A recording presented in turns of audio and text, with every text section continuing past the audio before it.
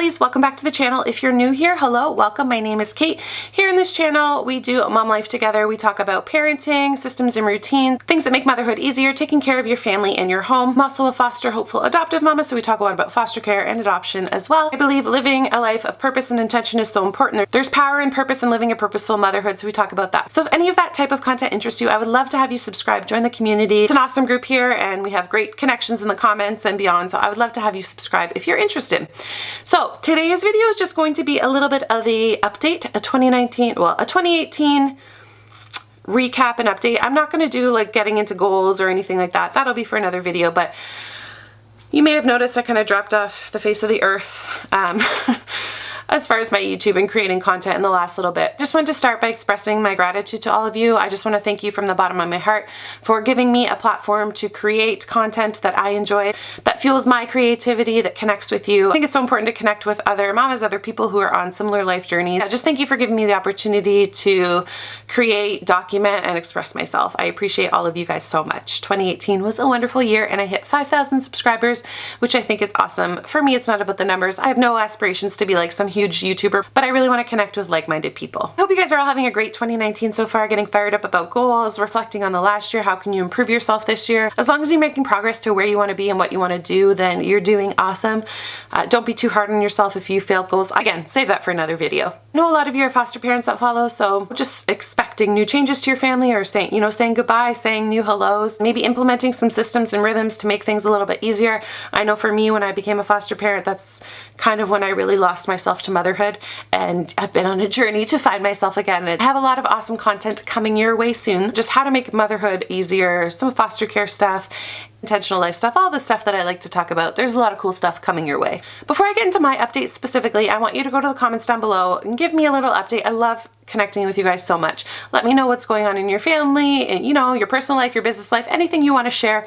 I would love to connect with you, cheer you on, encourage you. I'm always here for you guys. So I wanted to share with you guys a little bit about the last 3 months of 2018.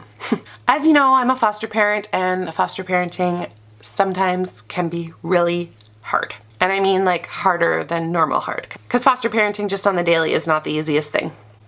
Sometimes you think things are going one way and you get blindsided. Sometimes kids leave with no notice. Sometimes accusations happen and investigations are opened up on your family. And sometimes you have a child in your home that no matter what you've tried, it's just not working out, and you have to disrupt the placement. You have to make that tough decision to say goodbye for the better of that child, and maybe even for the sake of your family. In September, I had a really hard day when I got unexpected news with the direction of our case. And I've spent the last 3 months of the year grieving, crying, being hopeful, being angry, being thankful, dropping focus in some areas of my life, cherishing time, and just recentering and refocusing. I'm sure if you're a regular viewer or reader, you've seen that. There's been very minimal content uploaded and on the blog in the last 3 months. The truth is, guys, I was really struggling. The thing with balance is it is impossible.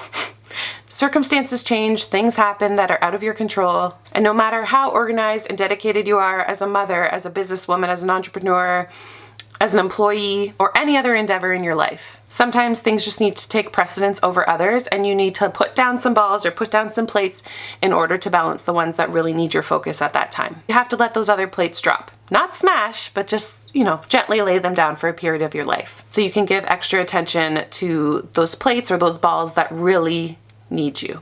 And this is what really happened to me, and I really needed to focus on a couple of things. Firstly, I really needed to focus on my mindset and to check myself spiritually.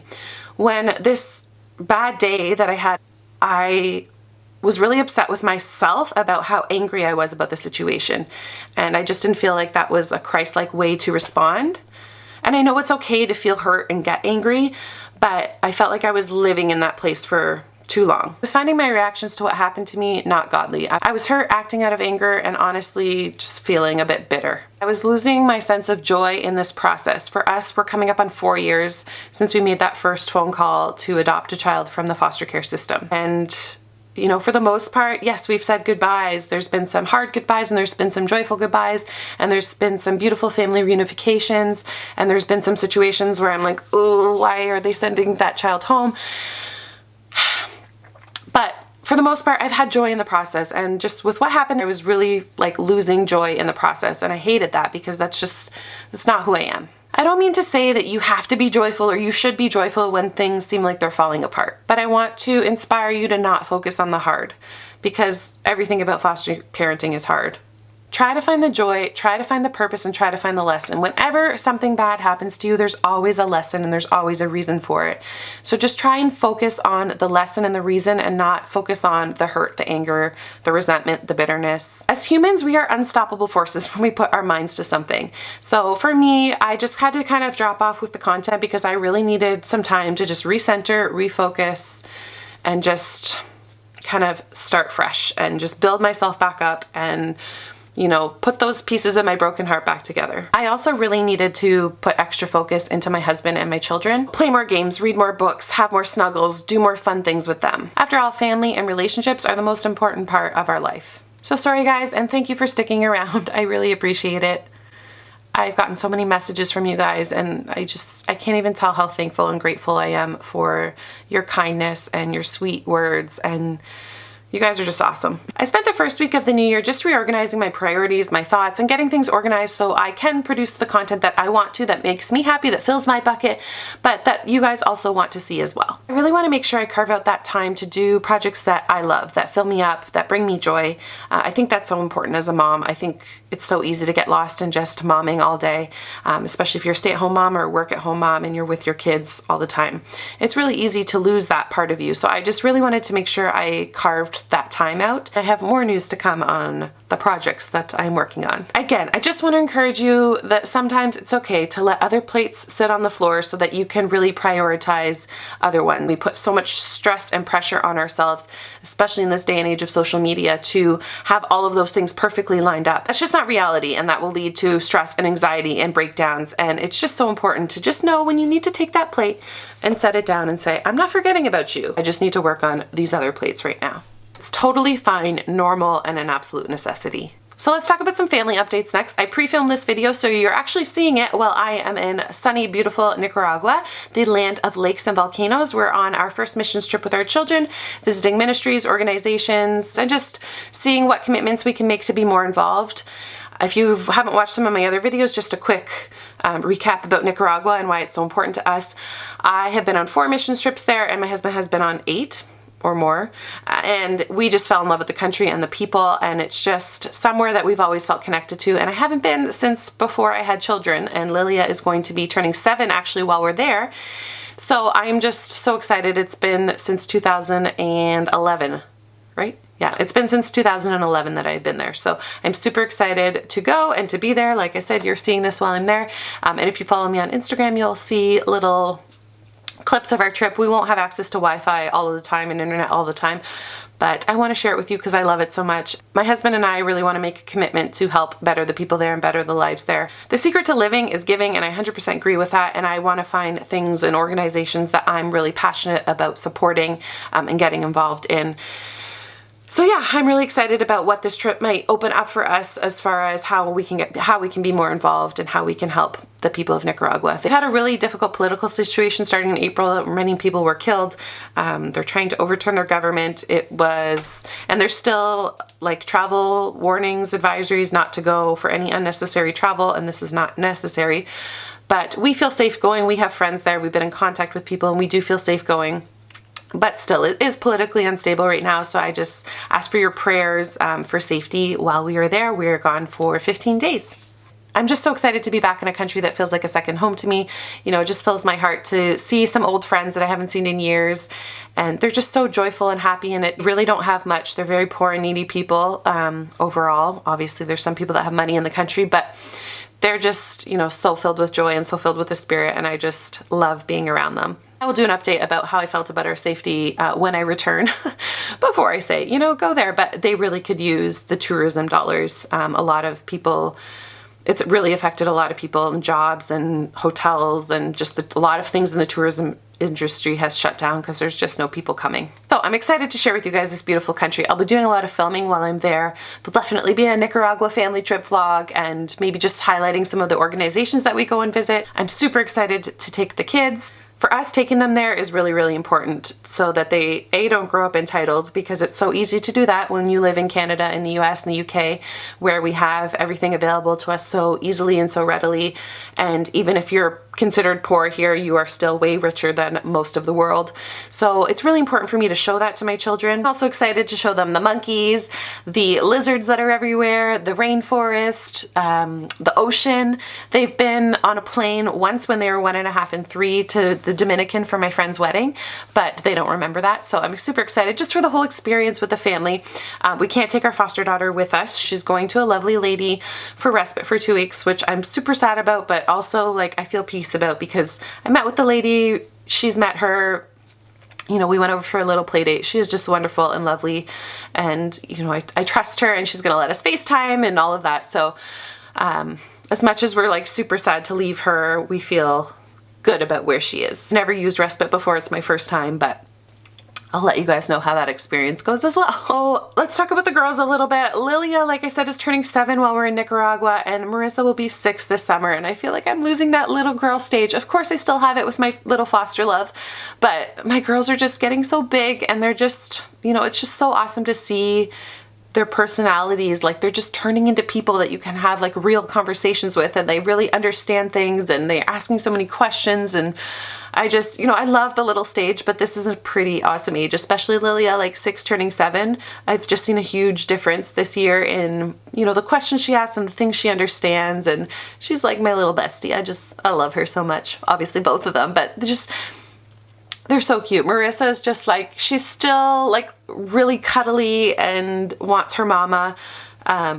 But she's growing up, and she's just so kind and compassionate, and she's like, her teachers just love her, and they always say like she's one of their favorites, and she's just so kind and helpful to the other kids, and they're just growing up into such beautiful little young ladies, and I just pray that they continue to. So I hate that they're growing so fast, but I love it at the same time. And of course, we still have our little toddler tornado who keeps me on my toes and keeps me in that, you know, young baby stage, and that tired mom life where they need your attention all the time. Life is beautiful, and overall, even though the end of 2018 was hard, I am just so grateful and beyond blessed for everything and everyone that I have in my life. Just have a heart full of gratitude, even amongst the hard stuff. I love my little family the way it is, and I enjoy every day of it. I'm just so grateful. I wanted to address my weight loss a little bit. As you guys know, in the spring, summer, I had lost 36 pounds doing keto and drinking the Teamy skinny and detox tea. And it was great. I kept it off. I was kind of happy there. For me, again, it goes back to like balancing all those plates. And for me, that was a priority. And then once I got to a weight that I felt more comfortable at, it wasn't like my necessarily end goal weight, but other things just kind of took priority over that. And it just kind of sat, and I just kind of, you know, stayed steady and was fine and was happy. And when my mind was ready to really refocus on that part of my life and losing a little more weight, I was going to do so. But then September hit, and my old story and my old habits, my old ways came, and my old ways of emotional eating just totally took hold of my life. So yes, somebody commented, your face looks fuller. Did you gain the weight back? I didn't gain all the weight back, but I definitely gained some weight back. And not feeling comfortable in my clothes again, and just feeling crappy, and just ready to kind of raise that plate again as well. Because you need to take care of yourself in order to take care of your kids well. And going back to old bad habits, like emotional eating brownies every night and crying myself to sleep, that's not necessarily the best way to live. But you know what? It was okay, because I needed some time to just be sad and cry and grieve and eat my brownies. But I am ready to kind of refocus that again, not while we're on our trip, because we don't really have control. We're staying in a lot of random places. We just kind of eat what is given to us or what we can. So there's no way I'll be able to eat keto or anything like that. So once I get back, I really hope to refocus that and make that a priority again.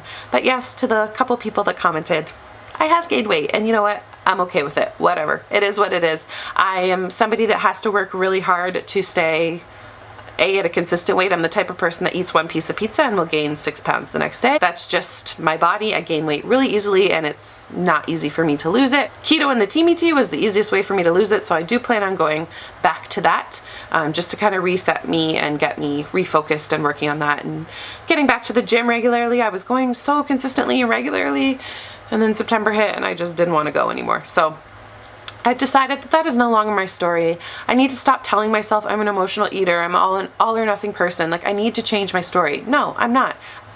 My new story is don't eat junk food. I'm not an emotional eater, and I'm a healthy, fit person. When you constantly tell yourself new stories and new things, I definitely think you have the ability to make it happen. But when you wallow in bad habits and what you think you are, and you define yourself and you put like negative labels on yourself, of course, that's the way you're gonna be.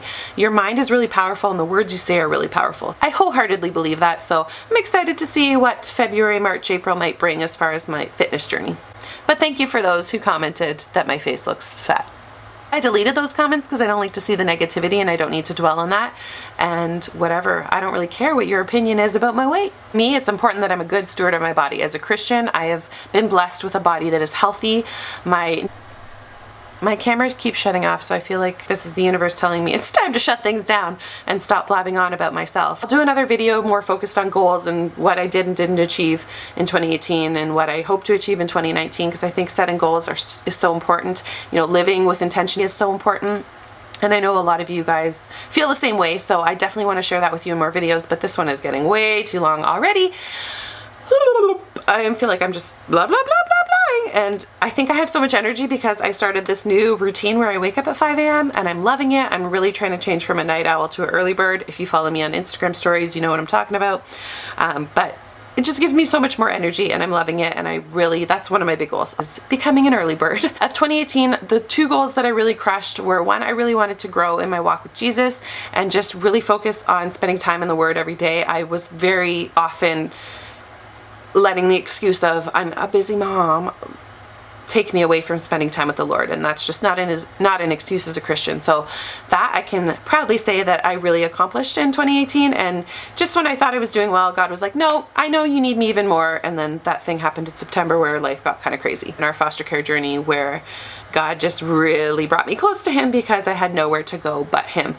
So overall, I think I really grew spiritually in 2018, and that was one of my goals. I was able to make that my first priority this year, and my life has really changed for the better because of it. And my minimalism journey, that was a huge goal of mine for 2018, to be, again, I don't like the label, but to be considered a minimalist in my standards. And that is what brings you joy, what provides a purpose, and what brings you joy, what makes you happy. Those are the only kind of objects that I want to have in my home, and anything else that doesn't needs to go. And just being really intentional and conscious about any future purchases and what I brought into my home. So I can probably say I accomplished that in 2019 or in 2018. Still, I think it's a journey, and 2019 will bring me even further. I think once you start living a life towards minimalism, it just kind of snowballs, because I did 3 major declutters in each room of my house over 2018. Started with one room, and then when I finished each room, I went back and did it a second time and did it a third time.